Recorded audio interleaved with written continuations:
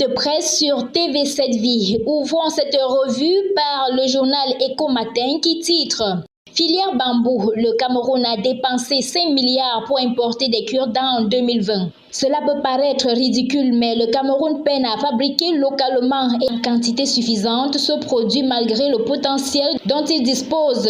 Le gouvernement le reconnaît d'ailleurs et compte profiter du Salon international du bambou et du rotin qui aura lieu dans les prochains jours à Yaoundé pour impulser une nouvelle dynamique à la filière du bambou qui sert de substrat à la fabrication des cure-dents, tout comme les déchets de bois. Que sont devenus les bus de la canne après la compétition? Le quotidien Mutation nous fait savoir que c'est la polémique qui règne à bord.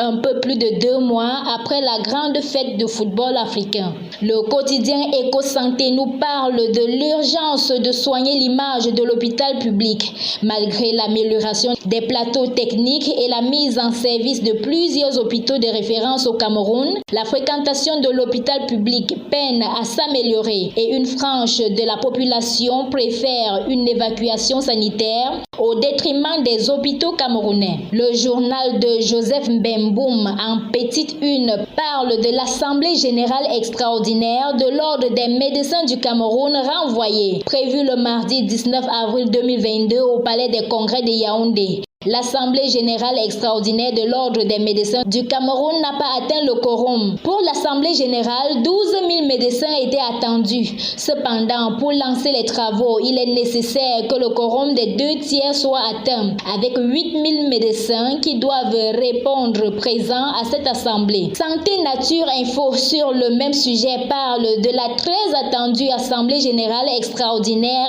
avortée. Cameroun Tribune s'intéresse au salaire des joueurs locaux et titre Dribble sans fin des clubs. Selon les premiers recensements du syndicat national des footballeurs camerounais, seule une dizaine de clubs respectent régulièrement leur engagement alors que la professionnalisation est actée depuis quelques années. Une situation à l'origine de concertation avec la FECAFOOT qui a pourtant offert quelques facilités aux équipes dès le début de la saison en cours. Le tri-hebdomadaire régional d'information du Nord, l'œil du Sahel, nous fait savoir que près de 500 000 enfants sont sans acte de naissance à l'extrême nord. West Echo, quant à lui, s'intéresse à l'actualité à la chefferie Bangou. Il titre en grande une, le bras de fer se déporte dans le gouvernement. L'affaire de la crise de la succession à la chefferie Bangou prend des proportions inattendues avec le désaccord entre le Premier ministre et le MINAT. Ici prend fin la revue de presse de ce jour. Merci de nous avoir suivis. Restez sur TV7 Vie.